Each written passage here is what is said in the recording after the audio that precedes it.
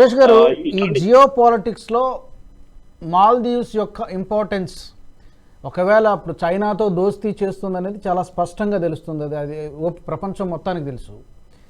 ఈ దోస్తీ వల్ల, చైనా మాల్దీవ్స్ దోస్తీ వలన భారత్ ఏమైనా నష్టపోయేటువంటి అవకాశం ఉందా? ఇది కొనసాగుతుంది. భారత్కి నష్టపోయేది ఏం లేదండి. ఎందుకంటే నష్టపోయాలని చెప్పడం మన భారతదేశానికి ఏం లేదు. ఎందుకంటే స్ట్రాటజిక్ ఇనిషియేటివ్స్ ఉంటుంది దాన్ని. ఇప్పుడు మన లక్షద్వీప్ ఐలాండ్స్ లోనే మినికాయ్ అని చెప్పి ఒక ఐలాండ్ ఉందండి. మినికాయ్ లో మాట్లాడుతున్న అదే భాష మాల్దీవ్స్ లో మాట్లాడతారు. అదే వాళ్ళ లాంగ్వేజ్ అన్నమాట. Maldivian language is what Minicoy వాళ్ళు మాట్లాడుతున్న మన దగ్గర ఉన్న లాంగ్వేజ్ అనమాట. సో ఒక కల్చరల్ అఫినిటీ మనకి ఎప్పుడు ఉంటుంది. రెండవది, ఇప్పుడు చైనా వాళ్ళు డబ్బులు పెట్టి అన్ని దేశాలని కొనుక్కుంటున్నారని మనం చూస్తున్నాం చాలా మటుకు. అది మనం శ్రీలంక నుంచి, పాకిస్తాన్ నుంచి, మిగతా దేశాలు, ఆఫ్రికాలో చాలా మటుకు దేశాలు చూస్తున్నాం. వాళ్ళు డబ్బులు ఇవ్వకపోతే లాస్ట్ లో వాళ్ళ ఎయిర్పోర్ట్లు, పోర్ట్లు అన్ని కొనుక్కుంటారు వాళ్ళు. ఇది వాళ్ళు చేస్తున్న పని. అట్లాంటి పరిస్థితుల్లో భారతదేశం ఏం చేయాలి? భారతదేశం స్ట్రాటజిక్ ఇంట్రెస్ట్ ఏంటి? ఇప్పుడు మన సెషెల్స్ లో గొడవ జరిగినప్పుడు కూడా మన వాళ్ళు వెళ్ళి హెల్ప్ చేశారు.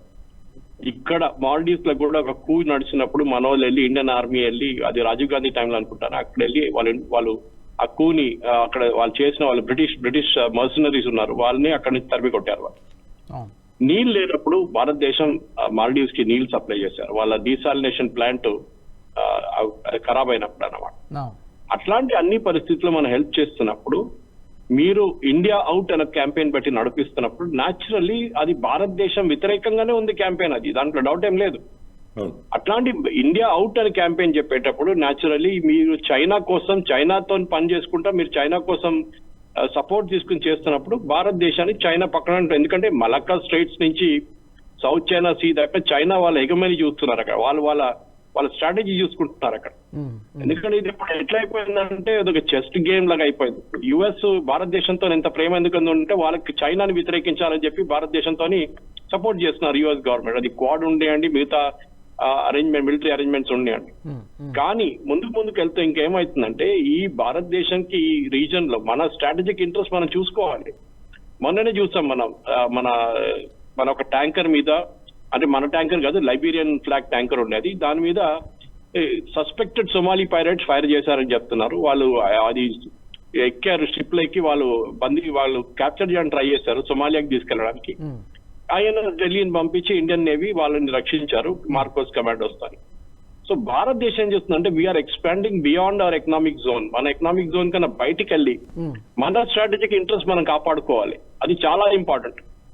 దానికోసం చూస్తున్నారు. ఇప్పుడు యుఎస్ వాళ్ళు కానివ్వండి, బ్రిటన్, మిగతా దేశాలు అన్ని కలిపి రెడ్ సీ నుంచి వచ్చే హూతీ వాళ్ళ మిసైల్స్ కానివ్వండి, వాళ్ళ రెడ్ సీ నుంచి వచ్చే వాళ్ళ షిప్స్ ని వాళ్ళు ప్రొటెక్ట్ చేసుకుంటున్నారు. కానీ భారతదేశం వాళ్ళతో నెరలేదు. ఇప్పుడు ముందు 4 మన డెస్ట్రాయర్స్ ఉండి ఇప్పుడు 6 డెస్ట్రాయర్స్ పంపించారు ఆ రీజన్ కి. గోయింగ్ బియాండ్ ఇది. ఎందుకంటే పాలిటిక్స్ అనేది ఇప్పుడు ఇదే పరిస్థితి పాకిస్తాన్ గురించి ఆలోచించండి. పాకిస్తాన్ ఒక్క షిప్ అయినా, ఒక వార్ షిప్ అయినా వెళ్ళిందండి? వెళ్ళలేదు. ఎందుకంటే వాళ్ళకి ఇన్ఫ్లుయెన్స్ లేదు రీజన్. కానీ భారతదేశం చూపించిందంటే మేము అక్కడ వెళ్ళి సొమాలియాకి తీసుకెళ్తున్న ఒక ట్యాంకర్ ని మేము అది మా మార్కోస్ పెట్టి, హెలికాప్టర్స్ పెట్టి మేము అక్కడ ఆ షిప్ లో ఎంటర్ అయ్యి వాళ్ళని అక్కడికి తరిమి కొట్టి వాళ్ళ ఆన్వర్డ్ జర్నీ బహ్రెయిన్ కి పంపించాను. సో మాల్దీవ్స్ లాంటి దేశం ఒక టూరిజం అనేది వాళ్ళ 26% వాళ్ళ రెవెన్యూ టూరిజం నుంచి వస్తుంది వాళ్ళ. కానీ ఇప్పుడు వాళ్ళు ఏమంటారు, చైనా దగ్గర మీరు టూరిస్టులు పంపించండి ఇంకా అంటున్నారు. చైనా ఆల్రెడీ రెసెషన్ లో ఉంది, చైనీస్ ఎకానమీ డౌన్ ఉంది. చైనా వాళ్ళ ఇంట్రెస్ట్ ఫస్ట్ చూసుకుంటారు. Okay, road and belt initiative బాగుంది అంటున్నారు, కానీ అది Maldives and road and belt initiative ఎక్కడ పనికొస్తుందండి? వాళ్ళు ఉన్నది ఒక ఐలాండ్, దాంట్లో రోడ్ అండ్ బెల్ట్ ఇనిషియేటివ్ అనేది ఎక్కడ పనికొస్తుంది? They should have a continuous road are a kind of land mass ఉండాలి దానికి. చిన్న ఐలాండ్స్, ఇప్పుడు శ్రీలంక హంబాబోటా పోర్ట్ తీసుకోండి, అది ఏం చేస్తున్నారు? చైనా వాళ్ళు లోన్ ఇచ్చారు, వాళ్ళు లోన్ కట్టలేకపోయారు, ఆ పోర్ట్ టేక్ ఓవర్ చేయని ట్రై చేస్తున్నారు. వాళ్ళు షిప్స్ పంపిస్తున్నారు, రెగ్యులర్ గా నేవల్ షిప్స్ పంపిస్తే అక్కడ వాళ్ళు పెట్టడానికి ట్రై చేస్తున్నారు. సో భారతదేశం డెఫినెట్ గా దీన్ని వ్యతిరేకిస్తుంది. దీనికి మన స్ట్రాటజిక్ ఇంట్రెస్ట్, అది మాల్దీవ్స్ అనే ఒకటే కాదు, అది సెషెల్స్ ఉండొచ్చు, మిగతా దేశాలు ఉండొచ్చు. ఇప్పుడు మనం చూస్తున్నాం, ఇప్పుడు మినికాయ్ కూడా ఇండియన్ ఎయిర్ ఫోర్స్ వాళ్ళ ఒక బేస్ పెట్టబోతున్నారంట. అదే వైపు మన అండమాన్స్ వైపు చూస్తే ట్రైపార్టే కమాండ్, అక్కడ ట్రై కమాండ్ పెట్టారు అండమాన్స్ వైపు. అండమాన్స్ అంటే మనం థైలాండ్ కి దగ్గర మన దేశం కన్నా. So we are controlling the entire Arabian sea మన కంట్రోల్లో రావాలి అని మన బ్లూ సీ నేవీ పాలసీలో ఇండియన్ నేవీ మొత్తం దాని కంప్లీట్ ఎకనామిక్ జోన్ గా మనం మెయింటైన్ చేసుకోవాలి. అందుకని ముందు నేవీ ఏదో వార్కి దానికి వెనికి వాడుకుంటారు. ఇప్పుడు వార్లు ఏం లేవండి, ఇప్పుడు యుద్ధాలు ఏం నడుస్తలేవు. ఒక యుక్రెయిన్ నడుస్తుంది కానివ్వండి, అట్లాంటి చిన్న చిన్న యుద్ధాలు నడుస్తున్నాయి. ఇజ్రాయెల్ ఇంకా హమాస్ నడుస్తుంది. కానీ మన వార్షిప్స్ ఏం చేయాలి? We have to protect our economic interest. అది మన ఆయిల్, మనకొచ్చే ఆయిల్ ఉండొచ్చు, మన దేశం నుంచి వెళ్ళే ఎక్స్పోర్ట్స్ ఉండొచ్చు, ఏమైనా ఉండొచ్చు. దాన్ని ప్రొటెక్ట్ చేయడం మన కర్తవ్యం. అది మనం చేయాల్సింది. అది మాల్డీవ్స్ ఆల్రెడీ 2 రోజులు 3 రోజులు నేర్చుకున్నారు. వాళ్ళు వచ్చేసరి ఇప్పుడు మేము మాట్లాడతాం మీతోనే అది ఇది అంటున్నారు. కానీ భారతదేశం చాలా క్లియర్ గా ఉండాలి.